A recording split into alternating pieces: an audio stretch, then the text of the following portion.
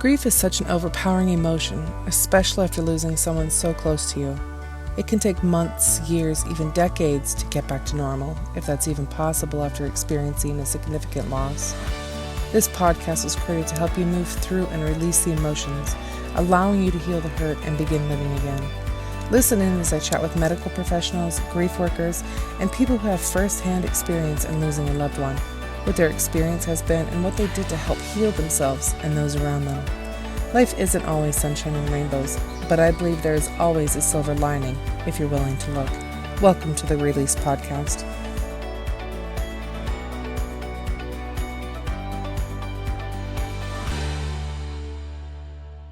Welcome to another episode of Release Grief Podcast. Thank you so much for tuning in and listening and sticking with me this far.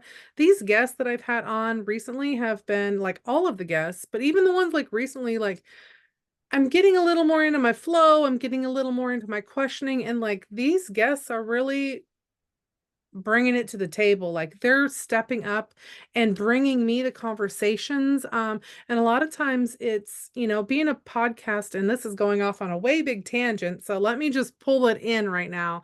Today I'm with Mr. J. Lewis, and I'm fascinated to hear his topic, what he has to say in regards to losing his wife in 2016. That is not an easy, becoming a widower. I think that's Widower. what it is. Yeah, Okay. widower. Yeah, because I guess widow is a woman and a widower is I don't know. Anyway, we're getting into gender stuff, so weird. But welcome, Jay Lewis. I'm so excited to have you on here. Thank you, babe. Thank you. Yeah, It's it's been an interesting journey because losing someone special it's a challenge, whether it's a spouse or a child or a parent. The buckets are different. The right. grieving is different. The pain is the same. You're going Mhm. to hurt. In my case, I lost my wife in 2016. Okay. 2 years later, I lost my father.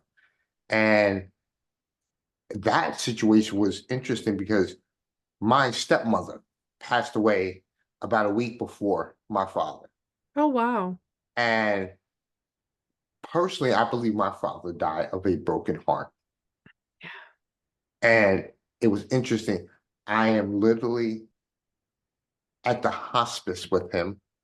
And then I get a call from my daughter, who is at this time, I'm in Texas.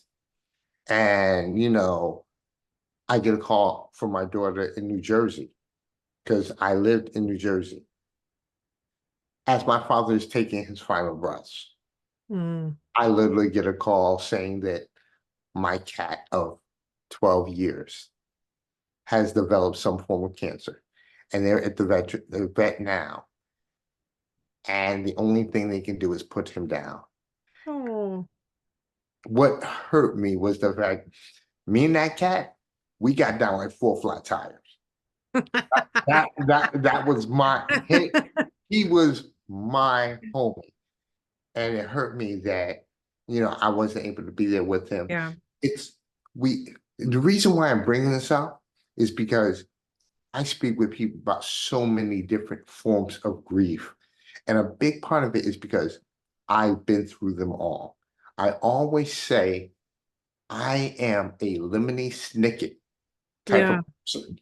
You know, I have had a series of unfortunate events.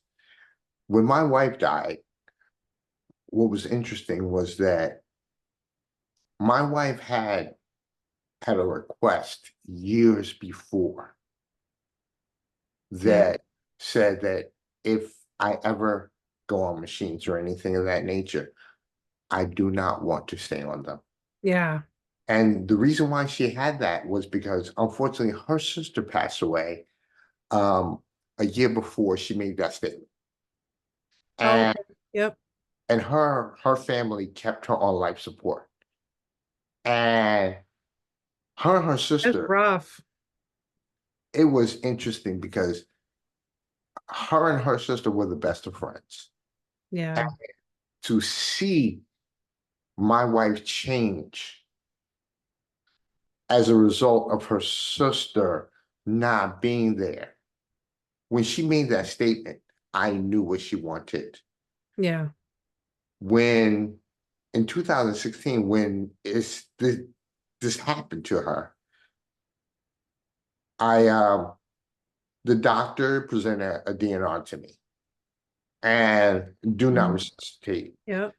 And I told the doctor that if something happens to her again, do not resuscitate. My mother-in-law, I bet she threw a fit.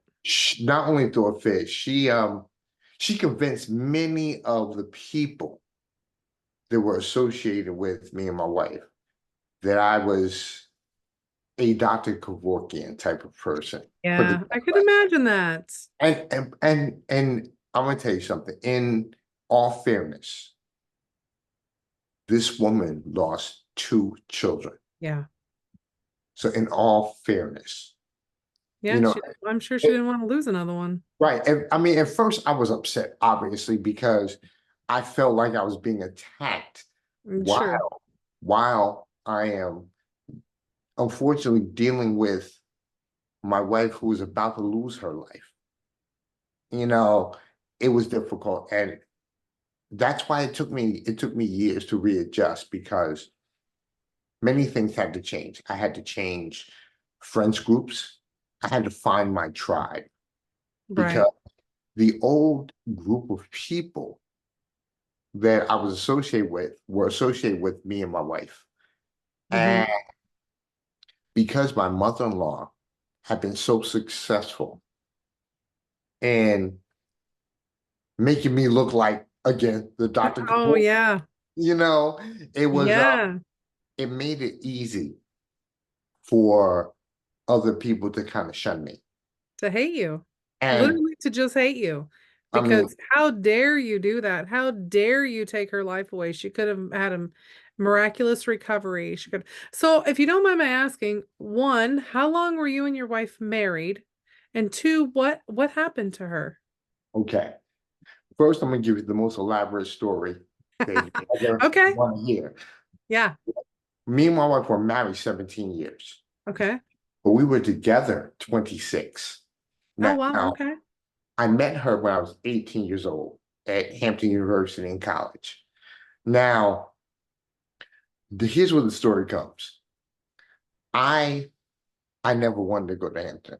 I wanted to go to another college. I wanted to go to Howard, but my financial aid issue messed up. I said, I'll do a year at Hampton, go to Howard.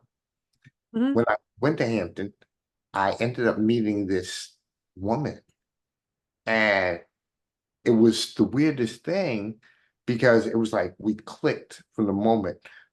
I I had gotten into an altercation with my roommate, and who is actually my best friend now.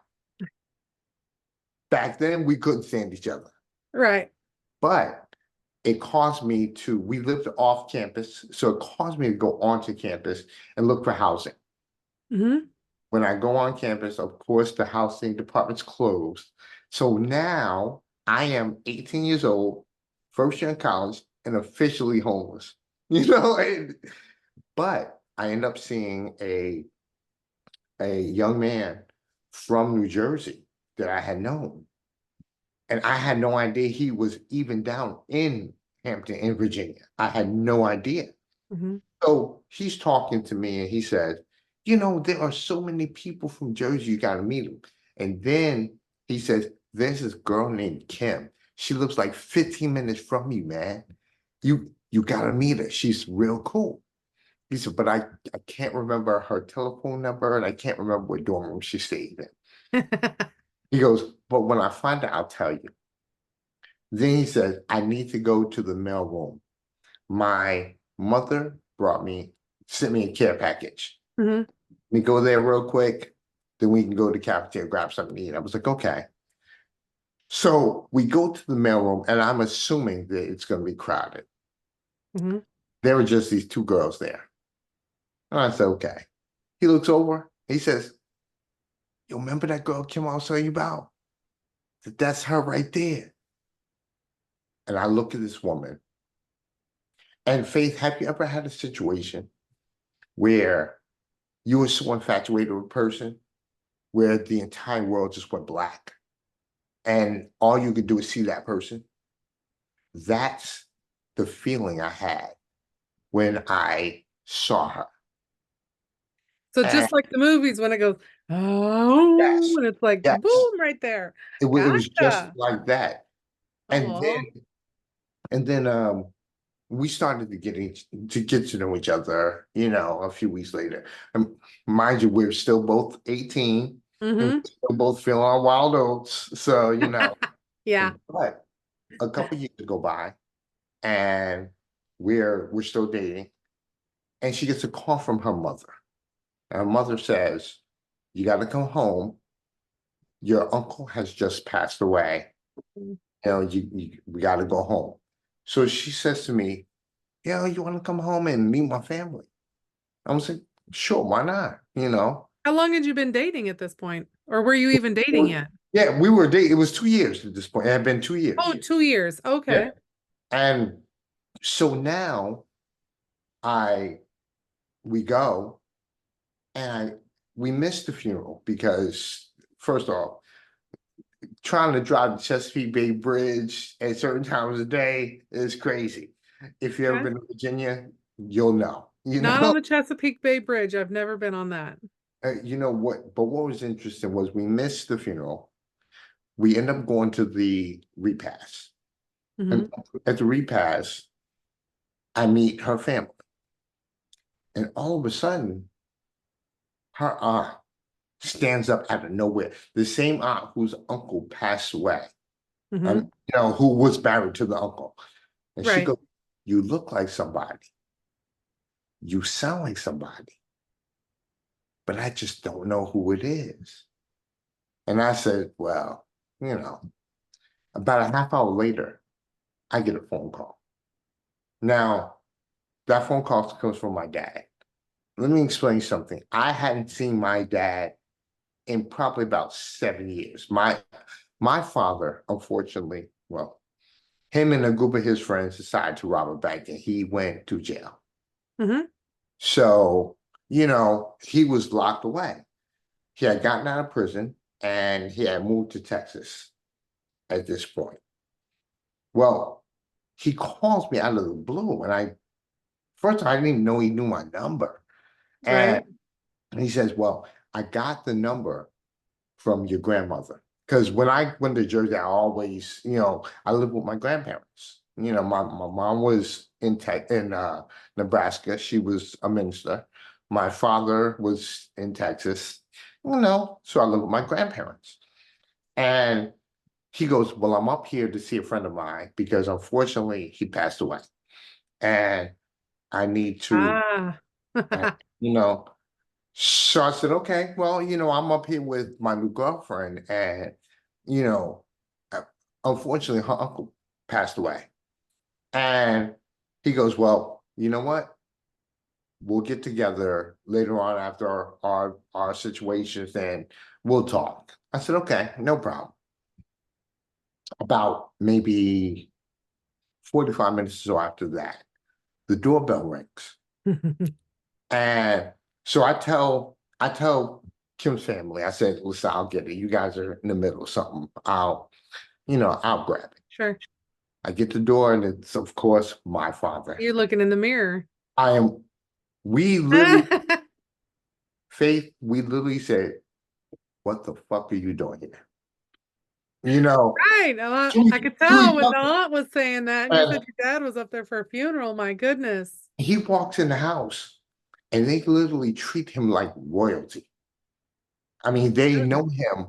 Come to find, my dad and my aunt lived next door to Kim's father, aunts, and uncle Yeah. when they were young. My father played football with her father Isn't in it high such a school. small world? It gets better. Oh, wow. Okay. My dad dated the aunt in high school. Ah, okay. The one that said you look like Yes. someone. Now, Okay. what was interesting was years later, that same aunt married my father's best friend because, Oh, obviously years had gone yeah. by. And so they had three children together, Hmm. Kim's cousins. And my father, like I told you before, my father robbed a bank with him and his friends. Well, the getaway driver of that bank robbery was Kim's uncle. And Oh, wow. it was, we find all this out at the repast. Me, so now I'm sitting there, I'm like, this is why I'm a big believer that there are no coincidences in life. No. God, whatever you believe in, the faith, the universe, there is some connection. You may not know what it is, but over time it reveals itself. And Yeah. I am an 18-year-old kid who gets into a fight with his roommate, and it ends up to the point where he meets this girl who they begin a 26-year relationship together. Wow. We have two children, married 17 years. We moved, into a town in New Jersey called West Orange. Um, Rather affluent town. You And and Kim did? yeah, we bought a house Okay. out there. We literally bought a house across the street from our parents. Not a good move. But anyway, I digress. Whole different story. You know, but what's interesting about that is her and I had a interesting life. Hmm. And when she died, it was interesting because it happened. She started getting sick on Easter Day in 2016. Okay. And now, mind you, she had cooked this tremendous Easter meal because, we were having guests over and things like Yeah. that. Yep. So the whole thing, I was just like, you're probably just tired, Right. why don't you relax? I'll take care of the guests and everything. You jump in the shower. When she came out, I took her temperature, and her temperature was up there. She was roughly 100. And so we decided the next day to go to the hospital. We had already gone to her doctor. You know, Hmm. her doctor had pretty much diagnosed it as the flu. Okay. But what was interesting was my wife was a school teacher, and she had just taken her flu shot probably a few weeks prior. So she was like, this doesn't seem like the flu. We ended up going to the hospital later on that evening. And of course, it was flu season. So Hmm. the hospital attempted to diagnose it as the flu also. Right. She, just like we're talking, her and I were having a conversation. And she said, well, I'm not going to go to school.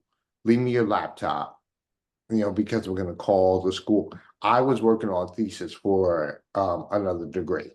So that's the reason why I had my laptop available. Sure. And I was, so I give her the laptop. She does her thing. And then she says to me, she goes, go home. My mother-in-law is here with me. Go home because the girls are home.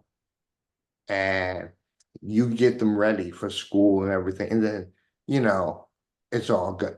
I should probably be home in a little while anyway. You know, I'll call you if that's the case, and then you can come pick us up. We only live about 3 or 4 miles away from the hospital anyway. Oh, So, okay. so I was like, okay, no problem. Uh, around 5 o'clock in the morning, I get a call. Her mother-in-law is absolutely hysterical. I couldn't hear anything. She was barely audible. The only thing I heard her say was, Kim's brain dead. You have to come now. What? I was like, what do you mean? What? So I go to my neighbors and I said, please, you have to please watch the girls. Something has gone on with Kim. I don't know what's going on. I'm going to the hospital right now. I get to the hospital and I finally get there. And my mother-in-law is literally laying prostrate on the floor because, she's like, my baby, my baby. That's the only thing she was saying. And I said, Okay, so this is Kim's mother that's with her at the yes, hospital. yes, Okay, Kim's okay. mother. And Yes, your mother-in-law. Got it. my Okay. mother-in-law. So then I said, where's Kim? And all she could do is point to this room. So I walked down the corridor to the room, and there's Kim in there. And they got one of those infectious disease tents set up. And there were two nurses. One nurse, they're talking to each other, and one says, I'm not going in there. I don't know what she has. The other one sees me and says, I think that's her husband. And I said, yeah. Um, what's the issue? Like clockwork, like clockwork. The doctor comes in, he's like, Mr. Clark, this, and that, all these things happen. Kim suffered a massive heart attack. And then now what was interesting was that she did have an arrhythmia, Okay. but it wasn't major. Right. No, and she wasn't on medication for it. So she So wasn't being treated for it. So it no, wasn't it, you. it Okay. wasn't a big deal. And well, so we thought it wasn't a big deal. Right. And coming to find, she had suffered a heart attack, and then her lung collapsed. And they said during the procedure, something occurred with the oxygen in combination with the fact that obviously her lung collapsed. Her breathing was not, it did not allow for air to get into her brain. Hence the issue with the brain. Mm-hmm. So now the doctor says to me, she's brain dead. She has the flu. We discovered that she also has pneumonia. Wow. She's had a heart attack. She's actually had a total of two. Her lung collapsed. I said, literally, just 7 hours ago, I was talking to her like I'm talking to you. Yeah. And he said, well, the worst of it is that we have to take her to another hospital because we don't have the equipment to address her lung issue. What So, lung issue? because it looks like the combination of the lung collapse Mm-hmm. and the pneumonia created a situation where something needed to help her breathe. So the only thing, and this was the very first time I ever heard this term, the only thing they had was something called an ECMO machine. ECMO. Yes. Oh. And now the ECMO machine, let me explain something.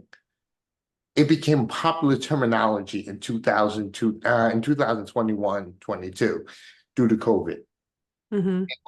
It was the COVID device, the ECMO Okay. machine. And the way an ECMO machine works is that what it does is it does the breathing for you while the lungs heal. The lungs have a self-healing capacity. Mm-hmm. So the lungs were in the process of healing, and this ECMO machine was helping her to breathe. Okay. Now they had to also induce a coma and go Right. there. Okay. Um, it was very interesting because I am literally sitting there saying to myself, my goodness, I'm about to lose the woman of my life. And, you know, it got hard because her birthday was a week later. And Hmm. so she made it to her 52nd. Well, it would have been her 44th birthday at that Okay. point. And it was like, we're if it wasn't for the girls. Oh, go ahead. I'm sorry. Go ahead, Faith. Well, how long was she in the hospital then? It was a month and a half before she died. Now, So she was in the hospital brain dead for a month and a half? yes, brain dead, and what was interesting, she was in and out of coma constantly because they had to induce it, and then they wanted to take her off of it to see if she could recover. And Even if she was brain dead? it was interesting because I am thoroughly convinced that the hospital messed up somehow, but that's a rabbit hole that I just could not go down. Yeah, I mean And, it's hard. It's very hard. and it was a challenge because they kept on trying to make attempts. And during the time I didn't know. It was only in retrospect Yeah. that I started looking at things to say, you know, yeah, these are because I agree with what you were saying, like she was brain dead. Why? But he was the craziest miracle. The night before she passed away,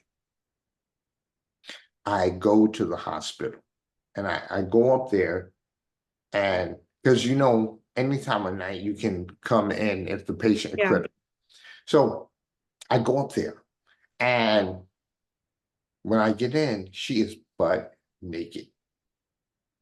And I was like, hold on a second. How was a coma patient butt naked on the bed? Come to find that they only had one charge nurse at the hospital that night.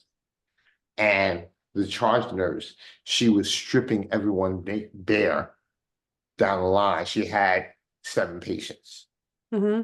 and she was redressing them one by one. So Kim was the first one, which meant that she would have been the last one to be redressed. But now I show up at the hospital and I'm freaking out. And again, she was in a coma. The only thing I could see is her eyes. And I could tell. So I was just like, baby, I'm right here. It's okay. It's okay. I know things look crazy, but it's okay. I'm here. And that night, obviously the nurse comes because I'm there now and Hmm. profusely apologizes. You know, I could again another rabbit hole I could not go down Yeah. because too much going on. So later on that night, though, she this brain dead woman, she at this point, Faith, she was on full dialysis, colonoscopy. She was taking blood pressure pressures. She was on Demerol and fentanyl for the pain. Had 5 blood transfusions. In total, it ended up being a total of 3 heart attacks and her lung collapsed twice. And she was still brain dead. The night before she died, A whole lot. the night before she died, Faith, I was as scared could be. Her and I have been having some challenges in our relationship. Sure. And, you know, that night I profusely apologized for everything. And I was just like, I'm so sorry. She turned her head. She shouldn't have been able to. Right. Turned her head and said, I'm sorry too, twice. Mm. The next day she died. And Faith, I had to carry that. Mind you, at the same time, everyone else didn't hear this. Right. So they knew Kim and I had been having some problems. And so now you combine that with the fact that I gave authorization for the DNR. Right. I just look like the bad guy. You look like an asshole. Let's be Yeah, I real. really You look do. like an asshole. I do. And it's like, and the bad part about it is the girls, my two daughters, How old were your daughters when this happened? they were 13 and 17 at the time. Oh, wow. And I remember it was my daughters, they were both like, Daddy, if mommy's not right, don't keep her around. She's not going to be the same person. Right. And when they said that, that's when I had to realize that our family meant more than what everybody else. Huh. And I'm telling that story to pretty much say that, you know, listen, you can find the love of your life. Things happen, but understand that time frames are time frames. And that when you when you enter into a relationship with somebody, there's no guarantee that's going to be your lifelong partner. You Right. know, things change. The love doesn't change. Right. The conditions change. Yeah, I think a lot of times people, sorry, I'm gonna interrupt here for a second. No, I no, think a lot of times people, I know for me, uh, for myself particularly, like when I entered into the relationship with my husband, it's like I don't think about the end game.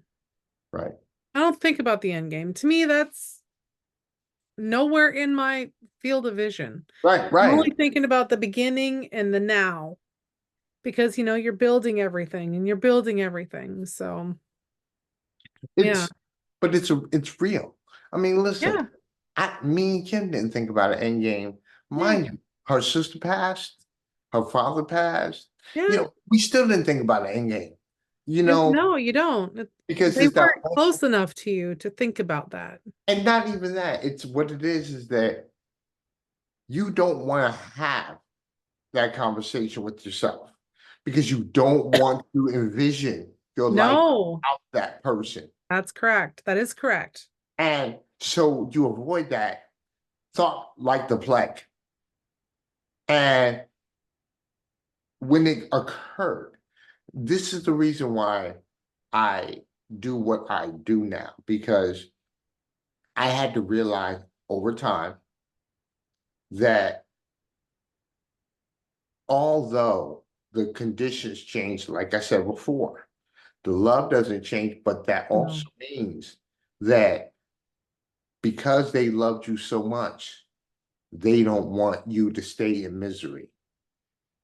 that's true. So you have to figure out what you need to do. So my the grief empowerment theory is the fact that you can use the challenges that you've been through as fuel to allow you to go to another level. I had done some research on this and I realized one, just looking at a Stoic mindset, for instance, people like Hmm. Marcus Aurelius and Seneca back then, their whole thing was death is going to happen. Yeah. How you respond to death is the key. Then I started looking at some people in our recent histories Hmm. that have had some miraculous situations. And when I speak to clients, I talk to them about several cases. One I always talk about, which is Buster Douglas. Okay. Buster Douglas knocked in 1990 knocked out Iron Mike Tyson. Nobody was knocking out Tyson, we thought. But what happened was 2 days prior, Douglas' mother passed away. Mm. And according to Douglas, one of her last statements were, "You're going to knock out Mike Tyson." Then his son's mother was diagnosed with ovarian cancer. Hmm. He had just gone through a nasty divorce the month prior. With her, correct? No, no, no, with Not with another her. woman, with Okay, another woman, gotcha. you know, and then he was a 42-1 underdog by Vegas odds makers against Tyson. Right, He went into the fight with all that on his back. Then he got knocked down in the 10th round and saved by the bell. No one ever got up from a Mike Tyson blow. No one. right, In the 11th round, he gets up, knocks Tyson out. What happened was he shifted his perspective on the loss. And that's when I talk to people about the grief empowerment theory. The first thing is you must create a spark. And that spark is belief. You have to believe you can do it. right. He's one example. And then another one I love to talk to people about was Eric Clapton, the Sure. guitarist. Okay. Clapton lost his 4-year-old son. Yep. And what's interesting, from that loss, the most beautiful song in the Yeah. world was born, Tears in Heaven. Tears in Heaven won Clapton 3 Grammys, and then it became one of Rolling Stone magazine's top 500 songs of all time. Hmm. But that song never would have been created if Connor had not have died. Right. You see, There's beautiful things that happen after death. yes, It just sucks when you're going through the process of it because it hurts. It hurts. The pain hurts. Like we expect the people that we love to be with us for the rest of our lives. And, we just miraculously want everyone else to pass on before we do. That way we don't have to suffer. right. But that's not the way it That's works. not that is absolutely not the way it works. It's just like whenever you hear when people say things like you should never precede your children in death. I agree with that one. But if it Right. happens, but if it happens, Can't stop it. you can't stop it, and you have to figure out how to move forward through it. And Yeah. and the thing about it, you just talked about the pain and the hurt. Hmm. Let me explain something. Those are very real. Yeah. What's interesting about it is the pain, the hurt, the darkness, those are all aspects of, unfortunately, of growth. Yeah. Think about this. I use the butterfly analogy when I talk about that. Okay. Do you understand that? First off, the first thing a caterpillar has to do is avoid getting eaten. That right there, because they have no defenses.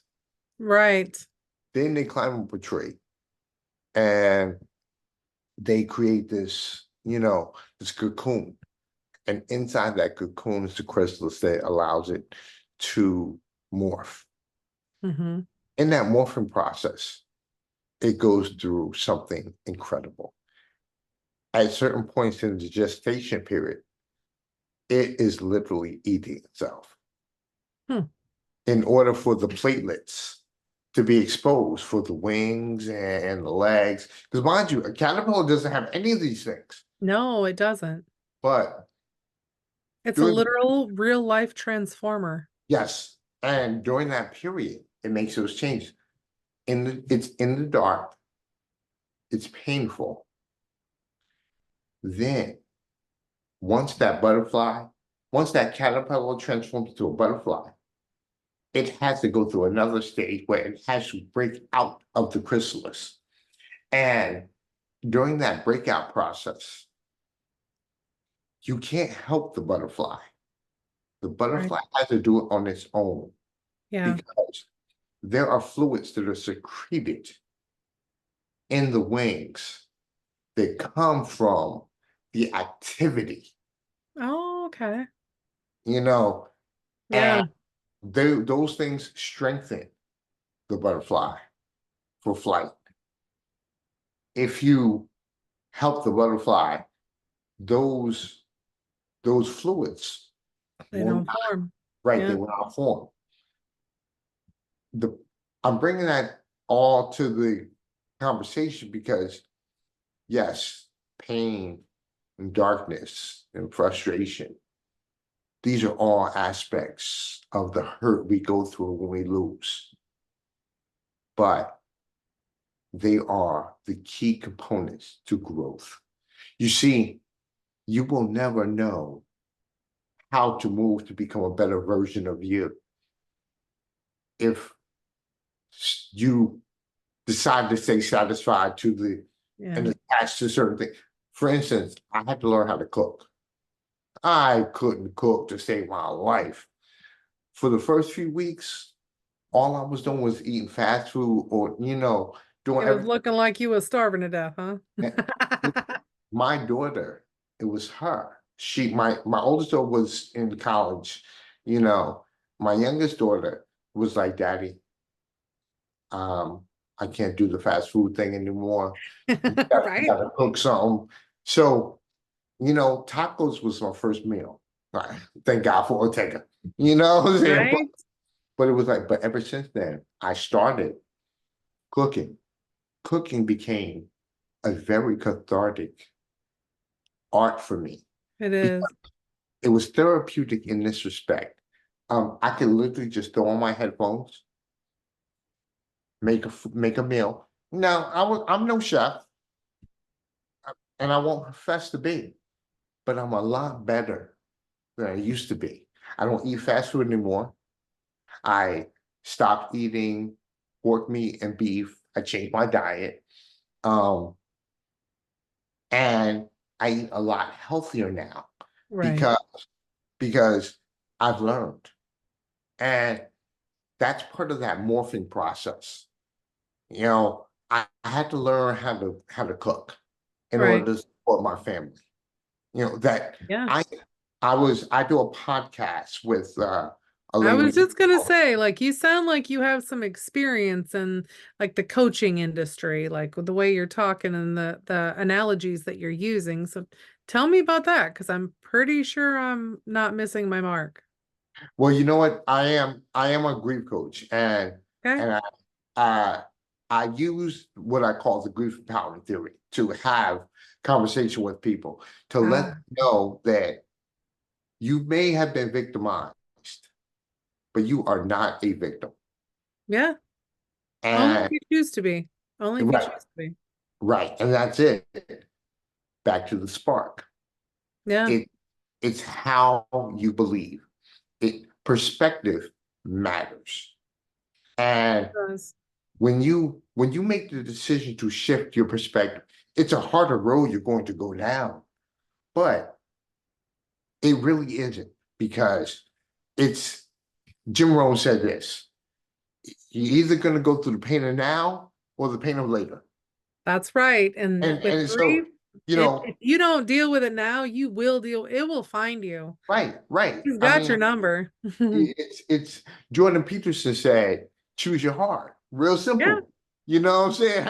It's like, and that's really what it is. It's either you're going to proactively address the pain, or you're going to allow the pain to become this monster.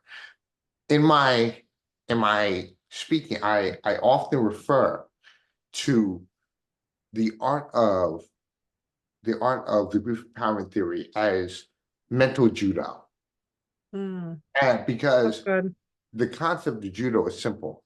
You know, you're using you're using the energy and the force of the opponent. You have to do the same thing with the grief.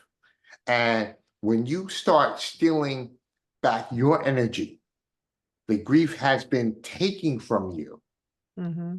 you lessen the monster of grief. It gets smaller each and every time you take your power back.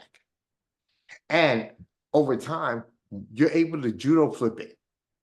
And once you flip it, guess what? You are now the dominant person. The grief never goes away, No. but you can now put it in your pocket and you can use it when you need to. It can become part of that spark. Yeah. When you're having a rough day, and I like, for instance, I exercise a lot. And when I'm going through a rough set, I can use the spark as a reminder. All the people that call me Dr. Kevorkian, you know, I it, I get to use it and Yeah. say, you know what? I'm not that person. Right. And thank you. And then I put it right back in my pocket and I'm done. I explain to people that unfortunately, the things that we go through, we cannot control. What we can control is our attitude and our belief of Yeah. how to address them. Once we make that decision, then we are the people in control. It's no longer the outside element that Right. control. Yeah. So, it's, and again, it's not an easy concept to address. It's not an easy concept to grasp. No, it's not. But what it Takes is, people decades sometimes to even get through grief, like, or not even to get through it, because you don't get through it per se. Like, these are just words that we use because there are no good words to use when it comes to grief. Like, this is a process that we've been going through since the time of our birth, literally since the time of our conception. We've been going through grief, growth changes upon growth changes, upon trauma, upon trauma, upon trauma. And when we lose someone, it's another form of grief. But yes, we've been doing this dance since conception. all, you know what, Faith? It's funny. Have you ever heard of the Grief Recovery Handbook? John Yep. James Rose Spring. Okay. In the book, it talks about there are over 40 different reasons for grief. Yeah. So there are 8 billion people in this world. Hmm. I'm thoroughly convinced. I know I've probably been through a good 39 of the 40, I've So, been through 67 of the 40. No. hey, the but the the whole thing is the fact that what you just said. You see, different griefs, you can't use the same method to address different No. versions. A divorce is something totally different than loss of a family member. A financial issue is totally different than, a divorce. So now you have to figure out how to A, address that appropriately, you know, maybe compartmentalize if you have to, because some griefs feed into others. Yeah. And even if And you're in those grief moments, so like you were talking about financial grief versus the loss of a family member versus, whatever. Even within those subcategories, there's subcategories. So, like in the yes, financial loss, like a $1 million business loss is different than losing your house, absolutely. or getting your car repoed. In the family loss, like losing your father is different than losing a spouse, is different than Yes, losing a child, is different than losing a grandparent or a cousin or an aunt or friend or coworker. It's just there's a different, and you can go down, and obviously it's going to be different, losing your mother from losing your father. It's yes, going to be different from losing your brother than losing your sister. I think it comes down to the connection that you have with the person that makes absolutely. it, or the thing that Right, makes it right. harder. Like if you were so connected with that $1 million and then all of a sudden, because it's not the $1 million that you're connected to. It is the The status, the lifestyle, right? privilege, the lifestyle, not to mention the lack thereof that you are now going to be cast into. And Because also, not to cut you off, and yeah, also no. the friend circles change Yes. when you lose your financial connections, and you no longer Your with the friend business. circle, Yeah, yeah. yeah, it They changes. change no matter what. It's not going to matter if you lose your $1 million or if you lose whatever, because Yeah, I believe the people that you need in your life come to you when you need them in your absolutely. life. That's your tribe. And Yeah. that's what I explain to my clients. Like, I also tell them, don't be upset when you lose a certain familiar connection. That connection knew you before your grief occurred. Yes. So And in knowing you before your grief occurred, they had a different thought process of you. In my case, it was spousal. Listen, everyone knew me and Kim as a couple. right. When Kim died, I was now a third wheel in everything. Yeah, it's kind of hard to invite a couple that's only got one person in it to a Exactly. couple's date. Exactly. And so again, I tell my clients, don't get upset with the changes Yeah. because the changes are natural. Most people But it's will, hard to not get upset with those changes. It's hard to just say, yeah, well, of course, I just lost my spouse, so, I'm just gonna sit here and, whatever. no, don't It's get me so wrong. hard with those changes though, like with our daughter and stuff, like the friends connections and the family and the spouses, even with our granddaughter, like with my father, like we don't talk to a whole like most of his side of the family. Right. Just when he passed, it's just like they, It, for it, my it got mom. It's stuck. mainly It got on my stuck. mom's side. Or I'm sorry.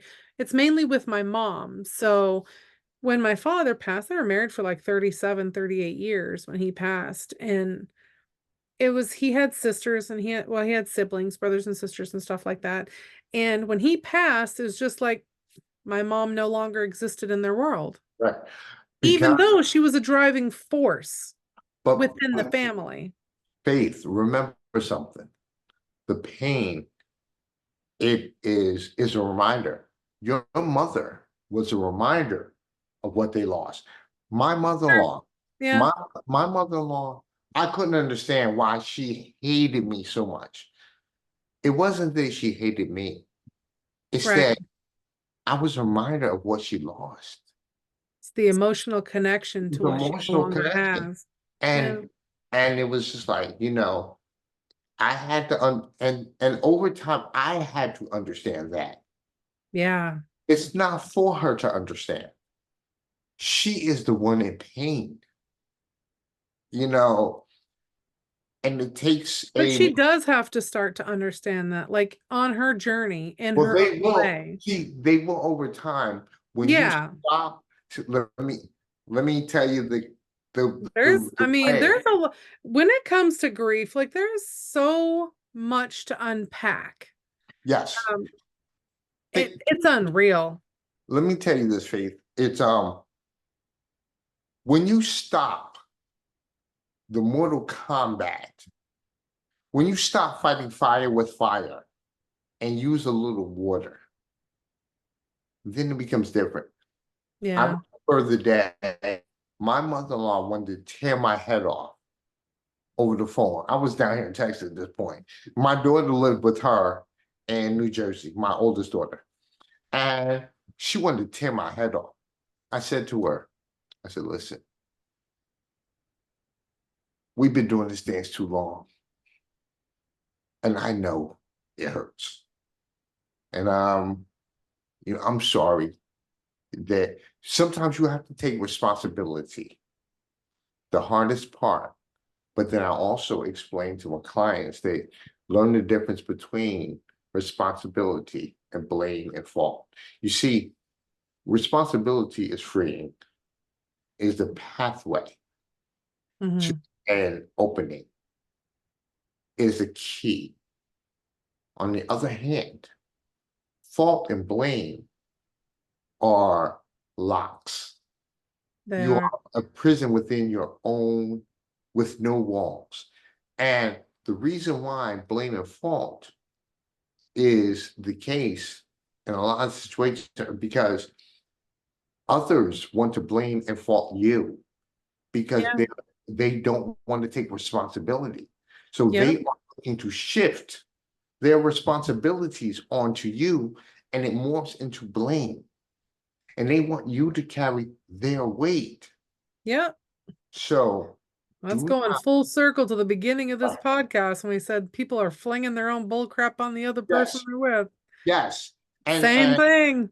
you know what? But the reality is to negate that is when you stop fighting, when you stop taking the neck. See, they expect that they're gonna throw something nasty at you and that you're gonna retaliate. Yeah.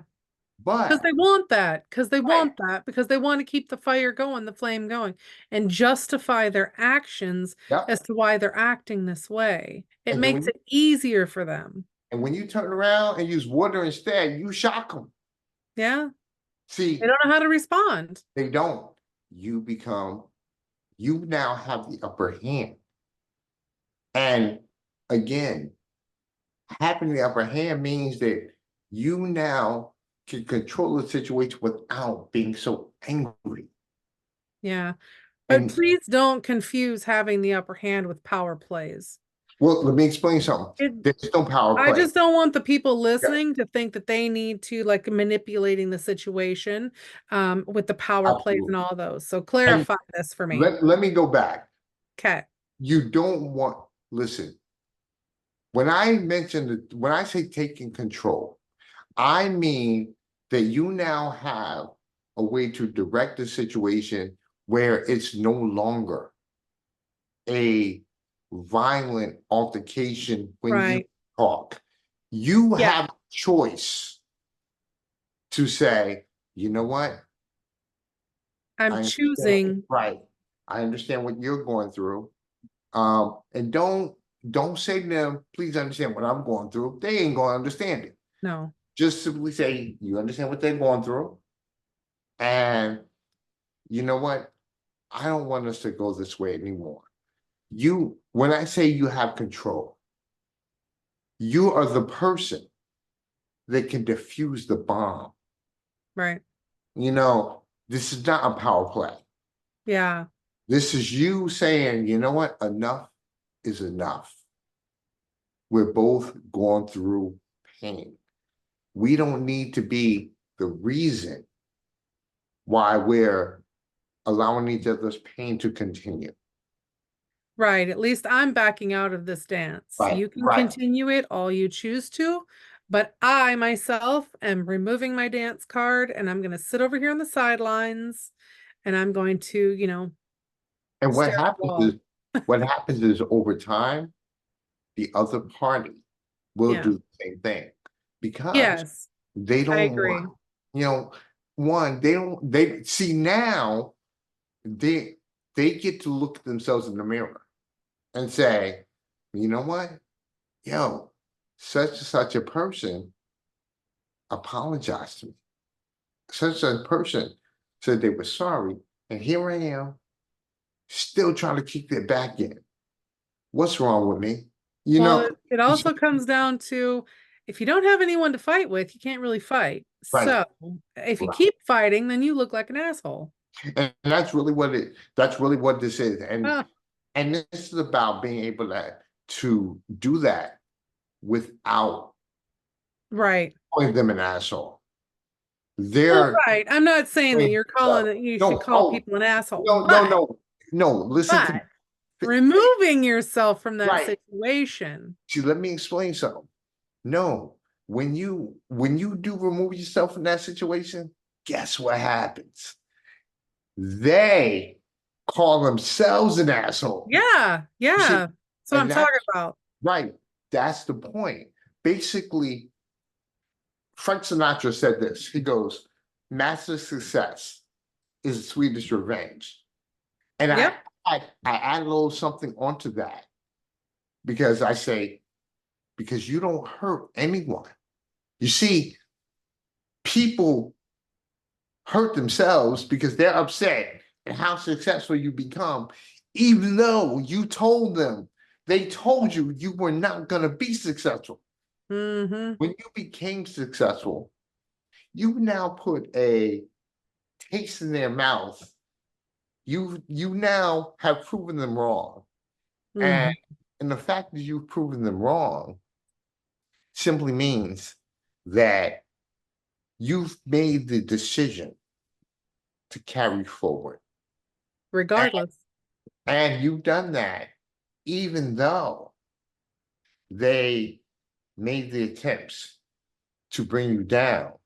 And then you made the decision not to cause them harm and to keep moving forward versus looking back and being mad at the things that they said. Right. Again, it's I It's use a process and it's a practice, and it it doesn't is. happen right away. It takes time. No, Just like absolutely you had to learn how to tie your shoes and not wet the bed. Like it takes time, right. it takes practice. None of this, bless you, Excuse me. none of this is an overnight thing. None of this is a 1 year thing. Sometimes this takes years to address Hmm. and understand because the first thing you have to do is, again, it's what I talked about. You have to believe, and a big part of belief means that you have to take responsibility even Hmm. for the things that you don't feel you should be responsible for. Right. Because remember, it may be the only way you could defuse the bomb. Right. That's And true. and and you have two choices. Choice one, let it go. And meaning that allow the Mortal Kombat to continue. And a lot of people do. And that becomes years. We've Because they seen, identify with it, yeah. right. They I mean, identify themselves with it. we've seen family members not talk to each other for Hmm. years. And they can't even remember why they didn't even want talking to each other. I know, isn't that crazy? You know, Isn't it, that crazy? because we hold on to hurt and hate and pain much easier than we do the good circumstance. It's just like when you go through a loss, you all you think about is the hurt and losing, not being around that person. Right. Yeah. Going back to what I was talking about with the Stoic philosophy of things, understand and appreciate and learn what that person meant to you, what they taught you. Yeah. Like in the way of cooking, my wife used to be a tremendous cook. I, I went back and found some of her recipes. I can't do them the way That's she does them, beautiful. you know, Hmm. but it's part of that process. I talk to some of my clients about doing things like fulfilling your spouse's bucket list. I just Hmm. read an article about a man that traveled to all these different places because his wife, who was dying from cancer, she had created this list of places she wanted to go before she died. And of course, she passed away before. Right. So her husband decided to go to these places in her name. I love that. And and it's different thing. It's for me, I took more of an Eric Clapton's approach to these things of honoring my wife by saying, you know what? Um, I have a goal of shifting the minds of at least 1 million people to understand that they can use the challenges of grief to their advantage.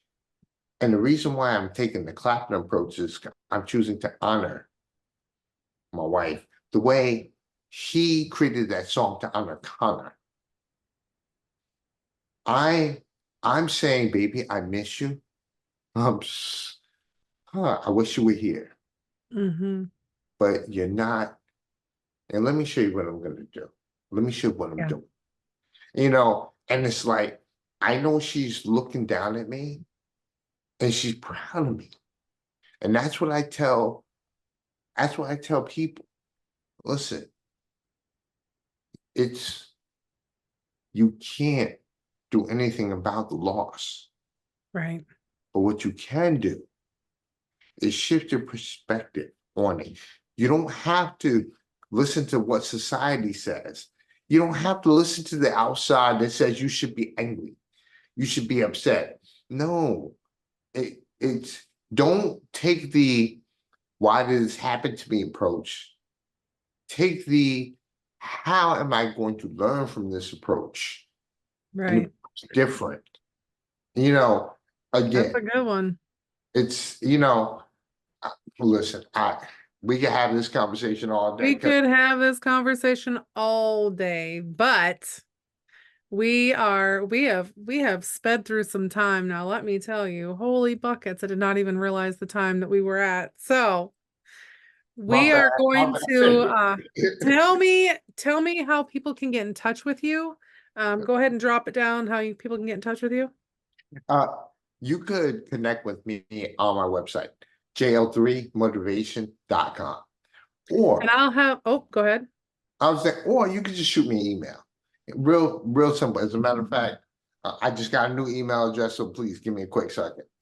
Um, And for all you listeners out there, while he's looking up that email address for you, uh, all the links he's talking about are going to be below the podcast as well, so you'll be able to check on the podcast on the notes to be able to find those. And please, if you got some sort of enlightenment or wonderful things out of this podcast, go ahead and share it, go ahead and like it, go ahead and subscribe to the channel, and do all the things, because that helps this channel get bigger and bigger and bigger, and helping more people that are suffering with grief, or that are going through grief, that are navigating grief and at different stages of their grief, because it's not a one and done. It's never a just, oh, I'm through it now. Let's just keep rolling. Because as you know, because you're listening to this podcast, I'm going to take a liberty and assume that you are dealing with some grief of your own.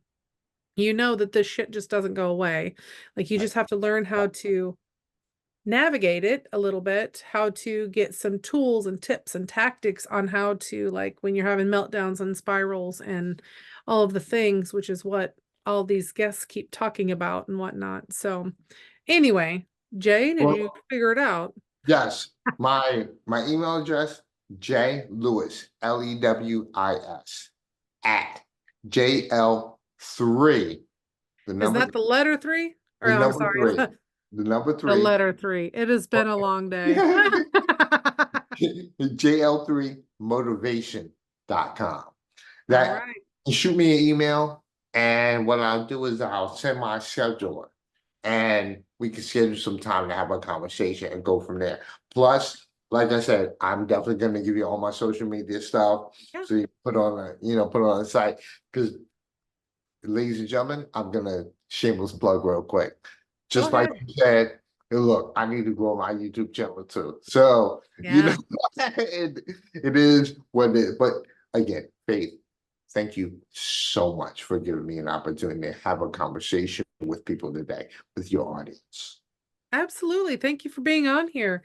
And thank you to all the listeners who are tuning in and the ones that will be tuning in later. So go ahead and share this episode out, and I will see you in the next podcast. Bye everyone. Thank you so much for listening to this special episode of Release. All the links plus a few extras are posted in the show notes below. And if you think someone you know could benefit by listening to this episode, please share it with them. And as always, keep going, keep being, keep doing. You are amazing.